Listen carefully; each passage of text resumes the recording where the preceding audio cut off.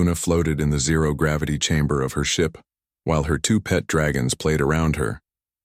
The water droplets from her shower earlier still drifted through the air like tiny diamonds catching the light from distant stars.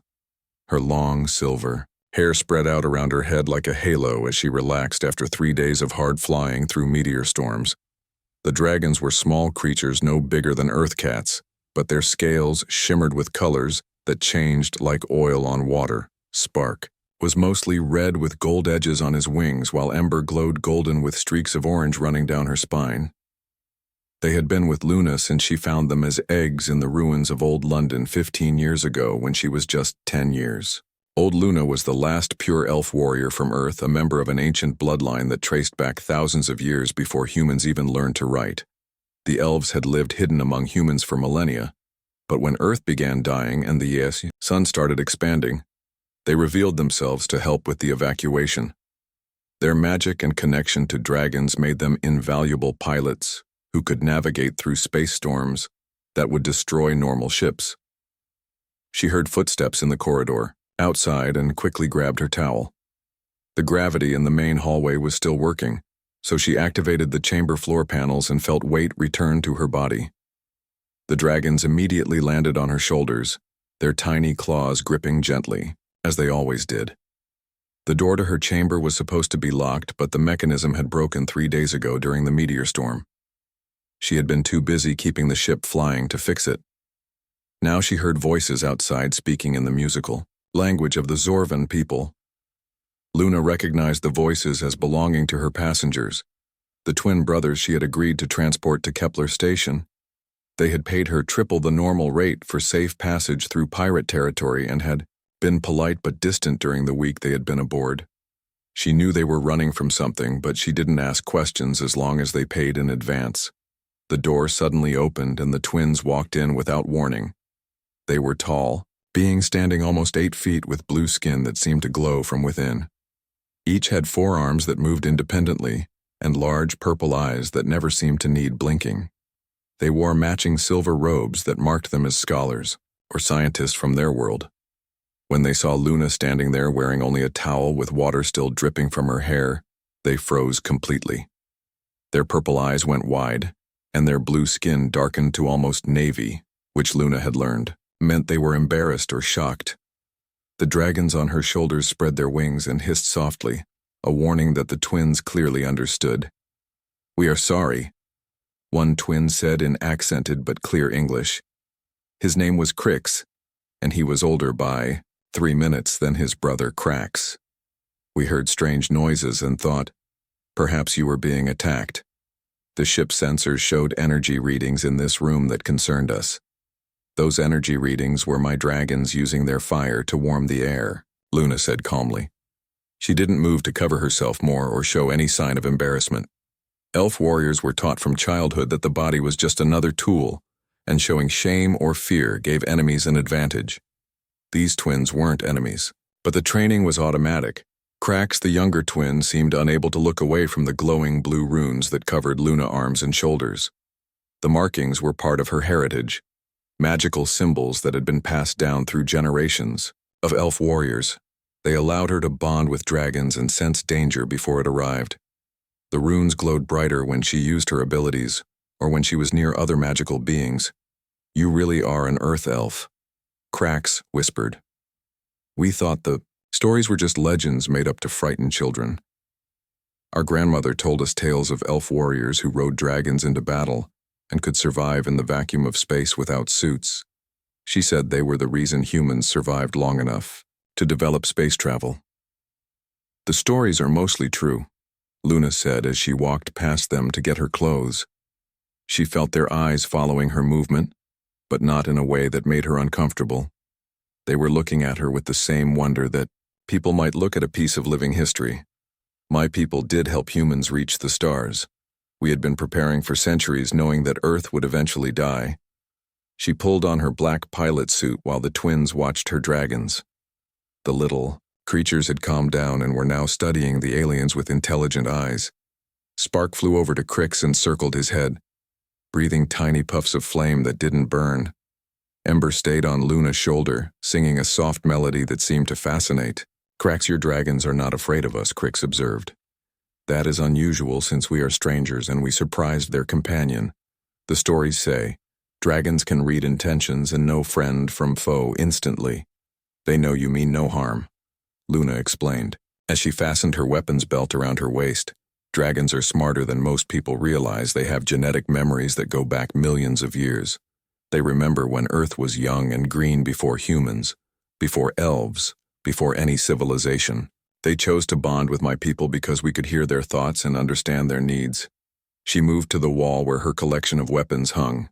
Each blade and gun had a story, some from Earth and others collected during her 5 years of flying through space. The elf blades were the most precious, made from metal that no longer existed, forged with magic. That few remembered. Tomorrow, we enter the Deadlands, Luna said, turning back to face the twins. That is why you hired me specifically, is it not? No other pilot will fly through that region because of the ghost ships and the pirates who use the sensor dead zones to ambush travelers. But my dragons can sense danger that no technology can detect, and my elf blood allows me to navigate. By starlight alone. The twins exchanged glances and Crix spoke carefully. We hired you because our government wants us dead. We exposed corruption in the mining guilds and now assassins follow us everywhere. We heard that Luna Starweaver, the last elf warrior, never loses a passenger and never breaks a contract. Luna smiled and both dragons flew to perch on the control panel near the door. Every contract is sacred to my people, she said. When you paid me, you bought not just passage but protection. I will get you to Kepler Station alive or die trying. That is the warrior way. The twins bowed deeply, a sign of great respect in their culture. As they turned to leave, Cracks paused at the door. Captain Luna, may we ask you something? Personal. Luna nodded and waited. Why do you live alone in space with only dragons for company? Surely the last of the Earth elves would be welcomed anywhere as honored guests. You could live in luxury on any of the core worlds. Because luxury makes warriors weak, Luna replied. Simply, and because someone needs to keep the old ways alive. Someone needs to remember what Earth was and what we lost. The dragons and I are living reminders that magic once existed and that humans were not alone in their journey to the stars. The next morning, Luna woke to find both dragons agitated and flying in circles around her cabin. Spark was breathing small jets of flame, while Ember made high-pitched sounds that meant danger was near. She quickly dressed and made her way to the bridge where the twins were already waiting. Something is wrong, Crix said as soon as she entered. The sensors show nothing, but your dragons have been restless for the past hour. They flew to our quarters and tried to wake us. Luna sat in the pilot chair and placed her hands on the control crystals. The crystals were elf technology that allowed her to merge her consciousness with the ship. She could feel every system, every circuit, and every inch of the hull, as if it were her own body. Her eyes began to glow with the same blue light as her runes. 3 ships hiding in the debris field, she said after a moment. They are powered down to avoid sensors, but my dragons can smell the life forms aboard pirates or assassins hard to tell from. Here we need to change course. Cracks moved to the weapons station while his brother took the shield controls. The twins might be scientists, but Luna had noticed they moved like fighters. Their forearms gave them advantages at controlling multiple systems at once. Can we outrun them? Cracks asked. Not in the Deadlands, Luna replied. The gravity wells from the dead stars make navigation dangerous at high speed. But we can fight if we must. My ship may look old, but she has surprises. She reached under her console and pulled out a small crystal vial. The liquid inside glowed like captured starlight. This was dragon tears, a substance so rare that most people thought it was myth. When dragons cried from joy or sorrow, their tears could enhance any technology beyond its normal limits. Luna poured 3 drops onto the control crystals and immediately felt the ship respond with new power. The engines hummed with a different frequency, and the shields shimmered with an opalescent sheen. The twins watched in amazement as displays showed power readings that should have been impossible. The 3 hidden ships suddenly powered up and moved to intercept. They were sleek black vessels with no markings, the kind used by professional killers, not common pirates. Luna recognized the configuration and knew these were after her passengers, not random targets. Those are Zorvan military ships, Crix said with anger in his voice. Our own people sent them. They will not stop until we are dead. Then they picked the wrong fight, Luna said with a smile that showed her slightly pointed elf teeth. Spark Ember time to hunt. She opened a special port in the hull, and both dragons flew out into space. The twins gasped in shock. No living creature could survive, in vacuum, but the dragons seemed to swim through the void as easily as through air. Their scales glowed brighter, and they grew larger as they moved away from the ship. Dragons are not from Earth. Originally, Luna explained as she began evasive maneuvers, they came from the void between stars. Earth was just a nesting ground for them. They can survive anywhere, even inside a sun, for short periods. The enemy ships opened fire with plasma weapons, but Luna's ship danced between the shots with impossible grace. The dragon tears had awakened the ship elf core, making it respond to her thoughts faster than any computer. The twins managed the weapons and shields with surprising skill, their 4 arms moving in perfect coordination. Spark attacked the first enemy ship, breathing fire that should not exist in space.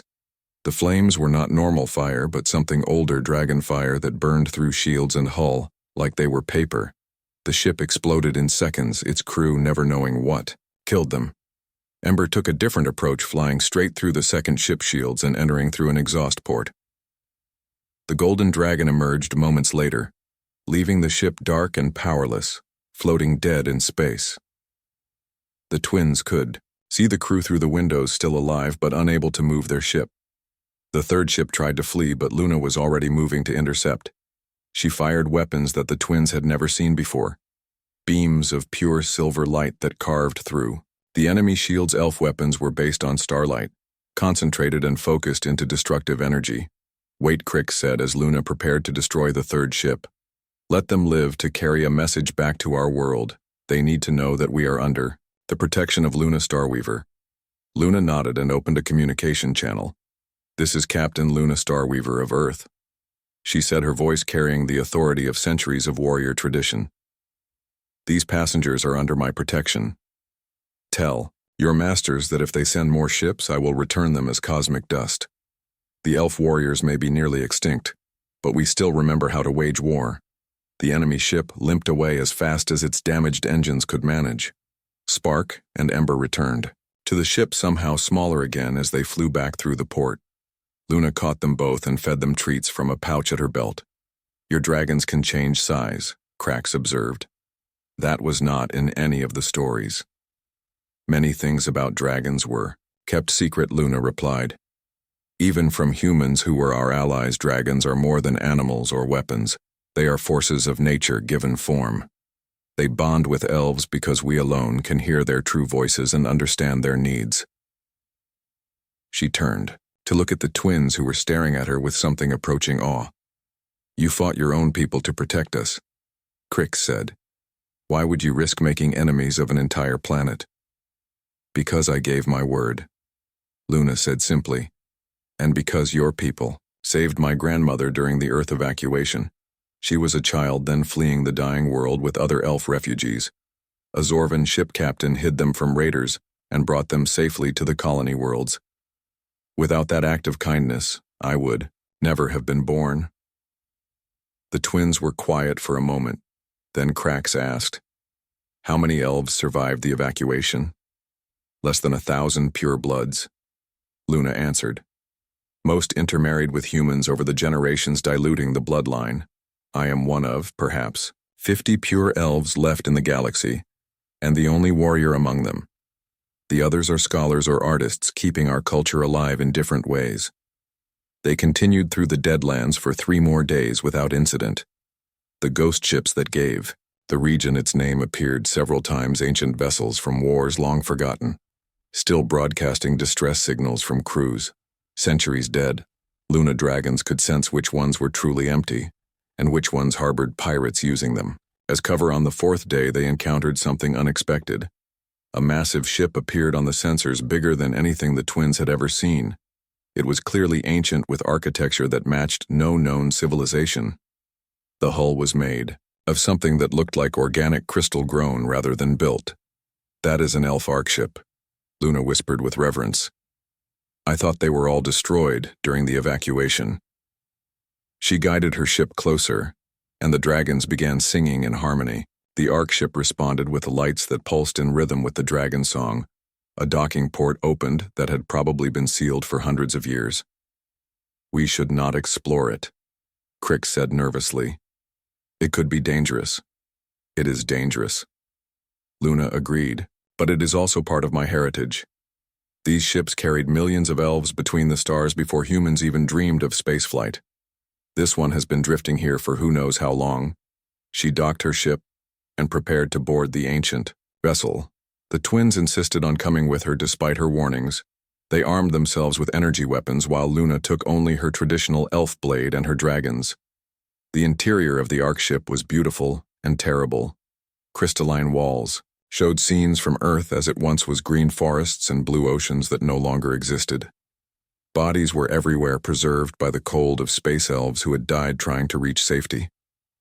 Luna found the bridge and placed her hand on the control. Crystal. The ship was dead, its power source exhausted centuries ago, but the crystal still held memories which flooded into her mind through her connection. This ship was called the Starweaver. She said, tears flowing down her cheeks. "It was my family ship. My ancestors built it and flew it for 3,000 years. It was lost during the evacuation when they stayed behind to hold off raiders so other ships could escape." The twins stood quietly as Luna grieved for people she had never met, but whose sacrifice had saved countless lives. Her dragons curled around her neck, providing comfort with their warm presence. "We should take what we can use," Crack suggested gently. "This ship is your inheritance." Luna nodded, and they spent hours gathering elf artifacts and technology. Most of it was beyond the understanding of modern science, but Luna knew how to use it. She found weapons armor, and most importantly, crystal memory cores that contained the history of her people as they prepared to leave. Luna visited the ship heart where the power source had been. She placed both dragons inside the empty chamber and spoke words in the ancient elf language. The dragons breathed their fire together, and suddenly, the Ark ship lights flickered on. "Dragon, fire can restart the power," Luna explained, "but only temporarily. We have perhaps an hour before it fails again." With the Ark ship temporarily powered, Luna quickly accessed the main computer core. The ancient elf technology responded to her touch, recognizing her bloodline and genetic markers. Holographic displays filled the bridge, showing star maps and data that had been locked away for centuries. "This shows the location of other elf colonies," Luna said excitedly. "Places that were kept secret from the general evacuation. Some of my people might still be alive on these worlds." The twins helped her download everything they could onto portable memory crystals. The Ark ship had detailed records of elf history, magic, and technology that had been thought lost forever. There were even instructions for breeding and raising dragons, something that no one had successfully done since leaving Earth. As they worked, a new alert appeared on the screens. The Ark ship sensors had detected multiple ships approaching fast. Luna checked her own ship systems and confirmed what she feared. More assassins had found them, but this time there were 12 ships, not 3. "We need to leave now," Crick said. But Luna was still downloading critical files. 5 more minutes. Luna insisted this knowledge cannot be lost again. The enemy ships would arrive in 3 minutes. The twins looked at each other and seemed to come to a decision without speaking. They moved to the Ark ship weapon controls and began powering up systems that had been dormant for centuries. "What are you doing?" Luna asked. "Buying you time," Krax replied. "Our people built weapons for the elf ships during the Alliance. We know how they work." The Ark ship had plasma cannons that were far more powerful than anything on modern ships, but they were also unstable after so much time dormant. The first shot destroyed an enemy ship completely, but also blew out half the weapon systems on the Ark ship. Luna grabbed the last of the memory crystals and ran for her ship with the twins close behind. The dragons flew ahead, breathing fire to clear debris from their path. They reached the docking port just as the Ark ship took critical damage from enemy fire. As soon as they were aboard, Luna detached from the dying Ark ship and pushed her engines to maximum. The ancient vessel was breaking apart behind them, but it had one last surprise. The self-destruct system still worked, and when it detonated, it took 6 enemy ships with it. The remaining 5 ships pursued them deeper into the Deadlands. Luna flew between dead stars and through gravity wells that would have crushed most ships. Her elf senses and dragon-enhanced reflexes kept them barely ahead of their pursuers. "We cannot run forever," Crix said as another plasma bolt barely missed them. Luna knew he was right, but she had an idea. The memory crystals had shown her something interesting, a weapon that the ancient elves had hidden in the Deadlands for emergency use. She changed course heading for coordinates that had been secret for 500 years. The twins kept the shields running while Luna flew through increasingly dangerous space. The dead stars here were so dense that their gravity fields overlapped, creating corridors of twisted space-time that could tear a ship apart if navigated wrong. "There," Luna said, pointing ahead. A structure floated in space that looked like a massive ring made of the same organic crystal as the Ark ship. It was a weapon called a Star Singer, designed to channel dragon fire into a beam that could destroy fleets. But it needs more than 2 dragons to work. Crack said, reading the data. Luna smiled, and her runes began glowing brighter than ever before. "Not if the dragons are bonded to a pure blood warrior. The old texts say that in desperate times one elf and their dragons could power it briefly." She flew her ship into the center of the ring and extended the docking clamps. Spark and Ember immediately flew to specific points on the ring structure as if they knew exactly what to do. Their scales began glowing with intense light, and their small bodies started growing again. The enemy ships emerged from the twisted space and immediately opened fire. The ring shields held, but barely. Luna placed her hands on the control interface and felt the massive weapon respond to her presence. Her consciousness expanded beyond her body, connecting to the ring, to her dragons, and to the very fabric of space itself. The twins watched in awe as Luna's entire body began glowing with the same light as her runes. She was channeling her life force into the weapon, using herself as a conduit for the dragon fire. The Star Singer charged with power that had not been felt for centuries. "Fire," Luna whispered, and the ring responded. A beam of pure dragon fire mixed with elf magic shot from the ring. It was not just destructive energy, but something more fundamental. It unmade the enemy ships, dissolving them at the molecular level. The pilots had no time to scream or flee. They simply ceased to exist. When it was over, Luna collapsed in the pilot chair. Her hair had turned partially white from the strain, and her runes had dimmed to barely visible marks. The dragons returned to the ship exhausted and immediately curled up in her lap. "You nearly killed yourself," Crix said, checking her vital signs with a medical scanner. "Worth it," Luna replied weakly. "Now they know that attacking us is suicide. No one will risk facing a Star Singer even if they think I cannot use it again." "Which you cannot," Crax observed. "You barely survived that, and the weapon is now dormant again." Luna nodded and guided her damaged ship away from the ring. They needed repairs and rest, but they were still 3 days from Kepler Station. The twins took turns piloting while Luna recovered her strength, sleeping with both dragons pressed against her for warmth.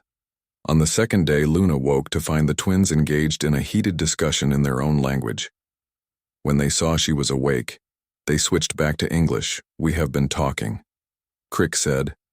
"We want to hire you permanently as our pilot and protector." Luna sat up carefully, still weak from using the Star Singer. "I do not take permanent contracts," she said. "It goes against the warrior code to be bound to one employer." "Not as an employee," Crax clarified. "As a partner, we have resources and connections that could help you find other elf survivors. You have skills and knowledge we need to stay alive. Together we could accomplish more than apart." Luna considered this while petting her dragons. The twins had proven themselves in battle and had shown respect for her culture and heritage. They were also right that she needed help if she wanted to find other elves. "There is also another consideration," Crix added hesitantly. "We know where there is another dragon." Egg Luna eyes widened, and both Spark and Ember perked up their heads. A dragon egg was priceless beyond measure. With 3 dragons, she could properly restart the breeding program and ensure their species survived, where Luna demanded, "On our homeworld in the Royal Museum," Crax explained. It was a gift from the elves centuries ago, but no one has been able to hatch it. We think it needs an elf presence to awaken. Luna stood despite her weakness and walked to the viewport stars reflecting in her green eyes. If she could get that egg, if she could raise another dragon, the future would be different. There could be more dragon riders again, more protectors of the spaceways. I accept your partnership, Luna said formally. But we do things my way. I am still the captain, and my word is law on this ship. The twins bowed in agreement, and Luna felt something she had not experienced in years, which was hope. The universe was vast and dangerous, but she was not alone anymore. She had her dragons, she had allies, and she had a purpose beyond mere survival. They spent the rest of the journey planning. Their first goal would be retrieving the dragon egg, but that meant returning to Zorvan's space where the twins were wanted. Criminals Luna would need to use all her skills and connections to get them in and out safely. As Kepler Station came into view, Luna received a message on a secure channel. She recognized the sender as another elf, though not a pure blood like herself. The message was simple but shocking. We have been watching you. It read, the Council of Elders wants to meet. Come to these coordinates if you wish to learn the truth about why you were left to think you were the last. Luna shared the message with the twins, who immediately saw the implications. If there was a Council of Elders, then there were more elves than Luna had believed. They had been hiding somewhere, letting the galaxy think they were nearly extinct. It could be a trap. Crix warned. Everything could be a trap, Luna replied. But I have to know if there are others like me. If there are other warriors, other dragon riders. She changed course, setting navigation for the coordinates in the message. The twins did not object. They understood that this was something Luna needed to do. The coordinates led to an uncharted system beyond the normal shipping lanes. As they approached the system, Luna sensors detected something impossible. An entire planet hidden behind some kind of cloaking field. The technology was beyond anything the modern galaxy possessed. It was elf magic on a scale she had never imagined. The planet revealed itself as they got closer, and Luna gasped. It looked exactly like Earth before the destruction. Green forests, blue oceans, white clouds, everything that had been lost. The dragons began singing a song of joy and recognition. Welcome home, Luna Starweaver, a voice said over the communications array. Welcome to New Earth. Luna's ship descended through the atmosphere of New Earth, following a path laid out by guide beacons. The twins pressed against the viewports, staring in wonder at the impossible world below. Cities made of living crystal grew from forests. Dragons flew in formations through the clouds, and everywhere there were elves. The landing pad was in a city that seemed to be part of a massive tree. The buildings grew from the trunk and branches, connected by bridges that looked like spider silk but were stronger than steel. Luna landed carefully and was immediately surrounded by guards wearing traditional elf armor.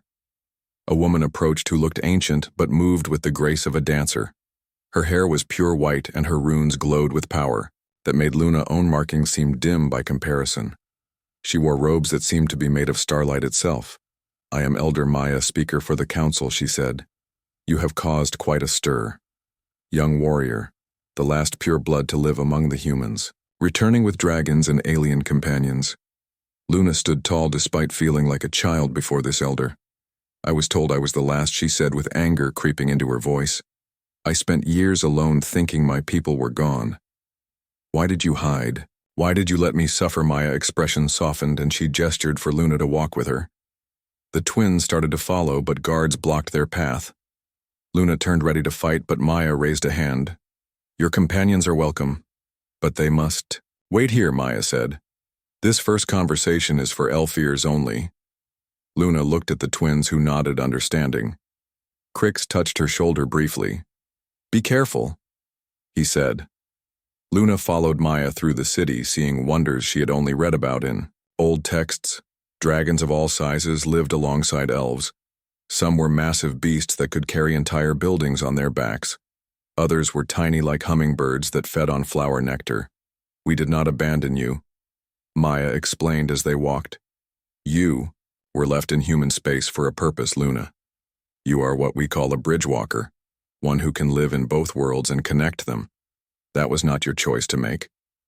Luna said firmly. You let me believe I was alone. You let me struggle and fight with no support. Maya led her into a great hall where 12 other elders sat in a circle. They all looked at Luna with expressions that ranged from curiosity to sadness. In the center of the circle was a pool of water that showed images from across the galaxy. We have been watching you, Maya continued. Every battle, every choice, every moment of loneliness.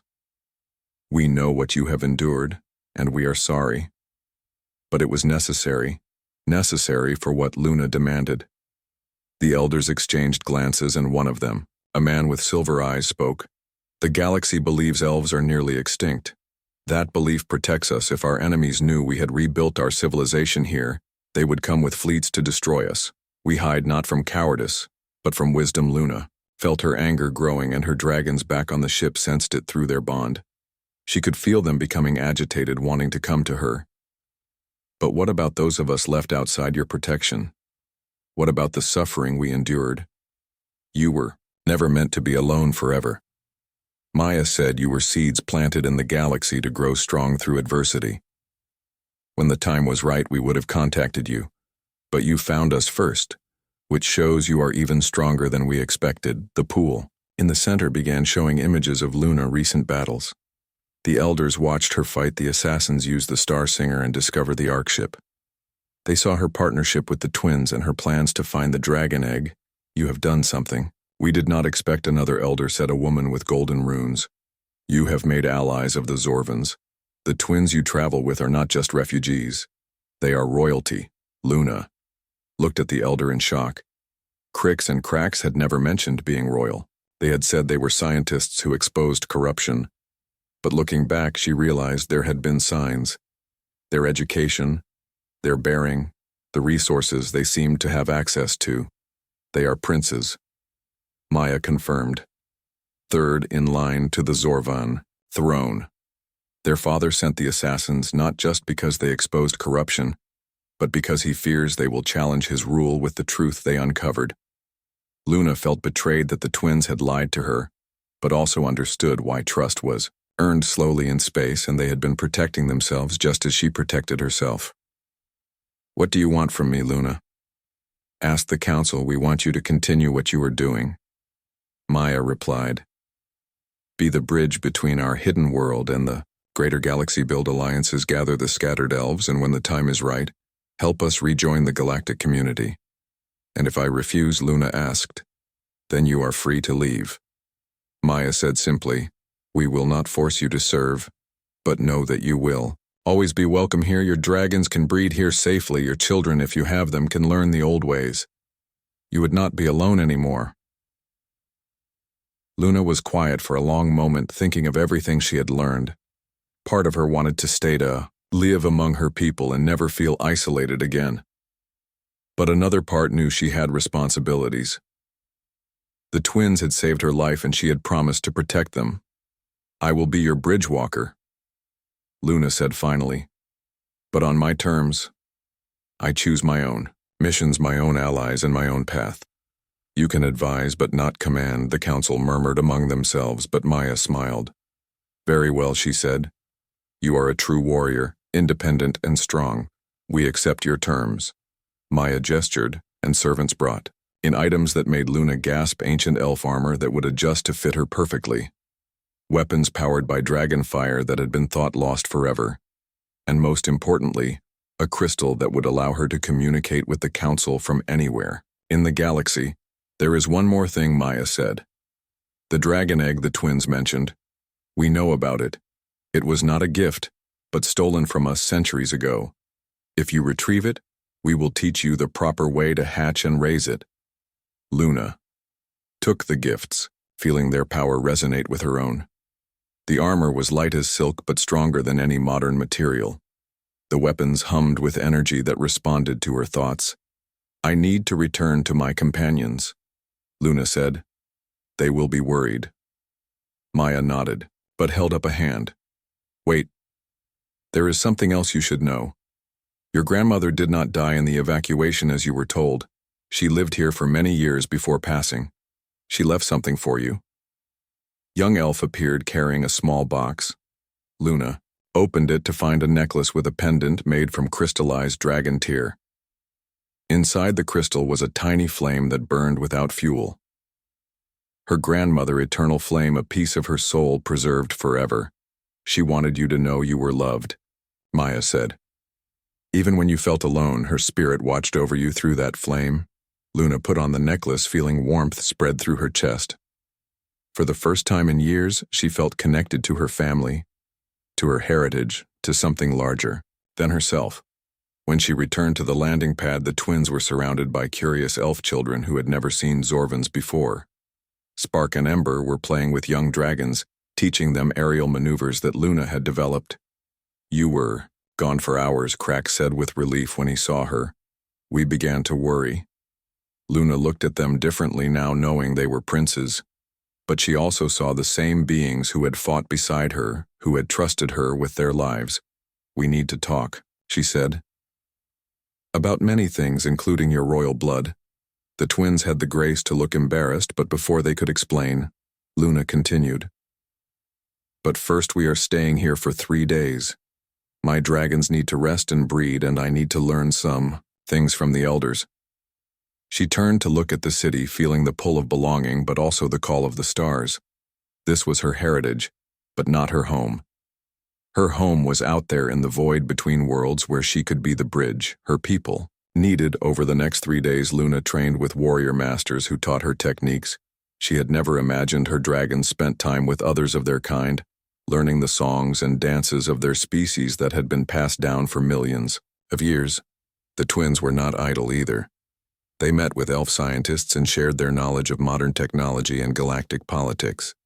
They learned that the elves had technology that could solve many of the galaxy problems, but feared sharing. It would reveal their location. On the final day, Luna stood before the council one more time. I will find the scattered elves, she promised. I will build the alliances we need. And when the time is right, I will help you return to the galaxy. But it must be done carefully.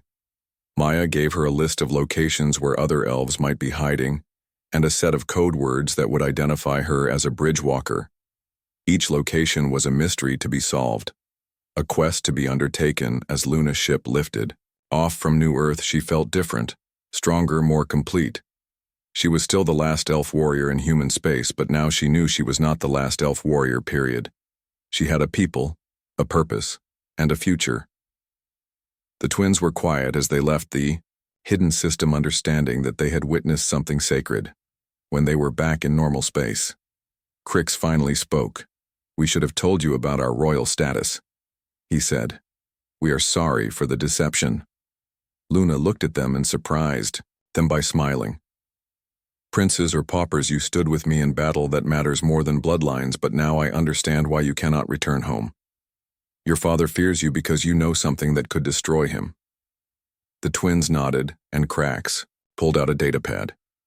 This is what we discovered, evidence that our father has been selling our people into slavery to pay for his wars. If this becomes public, our entire government will collapse. Luna set course for Haven Station, the largest trading post in neutral space. It was a place where every species gathered, where information was currency, and where the right connections could change the fate of entire worlds. The twins had never been there, but Luna knew it well from her years of flying alone.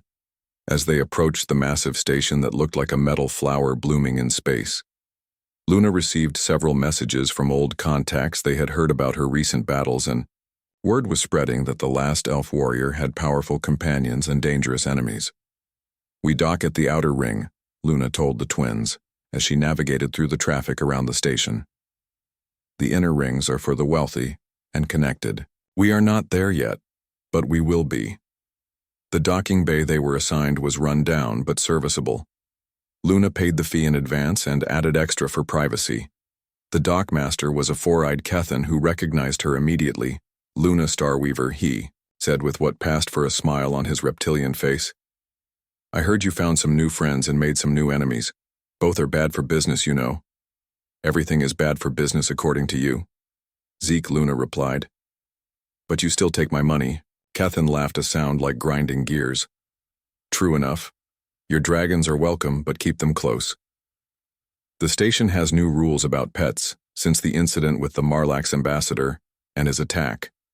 Squid Luna felt through her bond that Spark and Ember were amused by being called pets. They understood the need to be underestimated in places like this.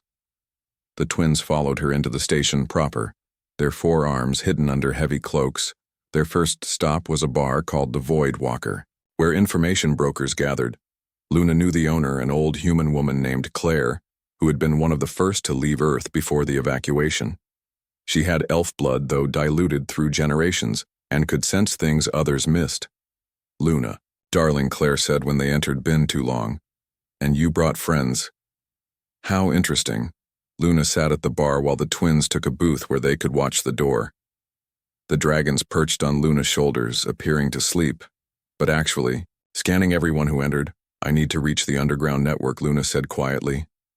"The real one. Not the criminals, but the freedom fighters." Claire poured her a drink that glowed blue and tasted like starlight. "That is dangerous talk. Even here," she said. "But for you, I make an exception. There is someone you should meet. A Talari named Vex who helps people disappear when they need to." She slid a data chip across the bar with an address and a time. Luna pocketed it and ordered food for her group while they ate. She noticed several beings watching them with too much interest. The assassins might be gone, but the twins' father would have put a bounty on them by now. That night they met Vex in a warehouse in the station lowest level. The Talari was a tall insectoid being with wings that reflected light like oil. Her compound eyes saw in all directions at once, making her impossible to surprise Luna Starweaver. She said in a voice like wind chimes, "I know who you are, and who your companions are. The princes of Zorvan traveling with the last elf warrior makes for interesting gossip. We need your help," Luna said directly. "The twins have information that could free millions of slaves, but they need protection while we spread it." Vex tilted, her head considering. "I do not work for free," she said. Luna pulled out one of the memory crystals from the Ark ship. "This contains elf medical knowledge, including how to cure the plague that has been killing your people for 50 years. The Talari went very still. Her people had been dying slowly, their population declining with each generation. The plague was immune to all modern medicine, but the ancient elves had encountered it before and developed a cure. "This is worth more than money," Vex said, carefully. "This is worth loyalty. You will have our full support over the next weeks." They built a network. Vex introduced them to others who opposed the Zorvan government and the slave trade. The twins recorded messages explaining what they had discovered, providing proof of their father crimes. Luna used her reputation to guarantee their authenticity, but they needed more than just information. They needed military support to protect those who would speak out. Luna knew of only one group powerful enough to stand against the Zorvan fleet, and that was the Free Company's mercenary armies that answered to no government. The leader of the largest Free Company was a human named Captain Wade, who had fought in the evacuation wars. He was old now, but still commanded 10,000 ships and 2 million soldiers. Luna had saved his daughter once years ago, and he owed her a debt. They met on his flagship, a massive carrier that had been built from salvaged elf technology. Wade was scarred and gruff, but his eyes sharpened when he saw Luna. "I heard you were dead," he said by way of greeting. Disappointed, Luna asked. "Never," Wade replied. "You saved my Amy when those pirates took her. I told you then I would owe you forever." "What do you need?" Luna explained the situation, and Wade listened without interrupting. When she finished, he was quiet for a long moment, then called his senior staff. "If we do this, we declare war on the Zorvan Empire," he told them. "But we would be fighting to free slaves, and that is a cause worth dying for." His staff agreed unanimously. They had all seen the slave trade grown worse over the years, and many had lost friends to it. With the free companies involved, the rebellion had teeth. The twins' father must have sensed the danger, because he sent ambassadors to Haven Station offering pardons if his sons returned home. The message was delivered publicly in the main plaza where thousands could hear. "We reject your offer," Crick said, standing tall and throwing off his cloak, revealing his forearms and royal markings. "You are no father to us. You sold our people for profit and power." Crack stood beside him and pulled out a holographic projector. "These are the shipping manifests," he announced, showing 1 million Zorvan citizens sold to mining companies in the outer systems, listed as volunteers but actually slaves. The crowd erupted in anger. Many had family members who had volunteered for work programs and never returned. The ambassadors tried to flee, but the station security stopped them. Haven Station had strict neutrality laws, but slavery was the one crime they would not tolerate. Luna watched from the crowd with her dragons hidden under her own cloak. She saw the moment when the tide turned, when people stopped seeing the twins as princes and started seeing them as heroes. It was a powerful thing to witness. That night, the Zorvan Empire declared the twins traitors and put a bounty on them that was larger than the value of some planets. But it was too late. The information was spreading through the network faster than it could be stopped. Other species who had suffered under Zorvan influence began joining the cause. The Tolari brought their swift ships. The Keithans provided intelligence. The humans offered their industrial might. Even some Zorvans loyal to the old ways before the current emperor joined the rebellion. Luna found herself at the center of it all, not as a leader, but as a symbol. The last elf warrior standing for justice inspired others to stand as well. Her dragons became signs of hope, their fire burning away the darkness of oppression. The war came faster than expected. The Zorvan fleet arrived at Haven Station demanding the twins be surrendered, but Wade-free companies were ready, and Luna had prepared a surprise. She had spent weeks teaching other pilots how to use dragon tears to enhance their ships. It did not work as well without elf blood, but even a small boost was enough to give them an edge. The first battle was brutal, but decisive, and the Zorvan fleet retreated. In the chaos of battle, Luna's ship was damaged, and she had to make an emergency landing on a nearby moon. The twins helped her repair it, working through the night to get systems back online. It was then the crack said something that surprised her. "When we first saw you that day in your chamber," he said, "we were not embarrassed by your nakedness. We were awed. You stood there like a goddess of war, unashamed and unafraid. We knew then that you were who we needed." Crix nodded in agreement. "Our people have a prophecy about warriors from the stars who would free us from tyranny. We thought it was just myth, but when we saw your runes glowing and your dragons singing, we knew the prophecy was real." Luna did not know what to say to that. She had never thought of herself as prophesied or special beyond her bloodline. But the twins' belief gave her strength for what came next. The final battle took place at Zorvan Prime. The Emperor had recalled all, his fleets making his last stand above the homeworld. The free companies were outnumbered 3-1, but they had something the Emperor did not. They had Luna and her dragons. She flew alone into the center of the enemy formation, her ship dancing. Between plasma bolts and missiles, Spark and Ember flew alongside breathing fire that disabled enemy shields. When she reached the Emperor flagship, she did something no one expected.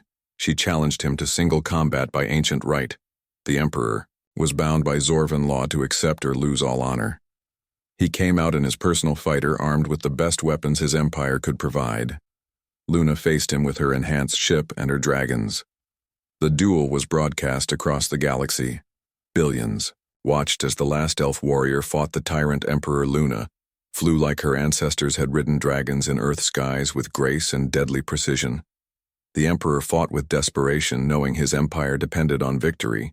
In the end, it was not even close. Luna dragons surrounded the Emperor's ship, and she placed her blade against his cockpit. The Emperor surrendered and abdicated his throne in favor of his sons, who had proven their honor.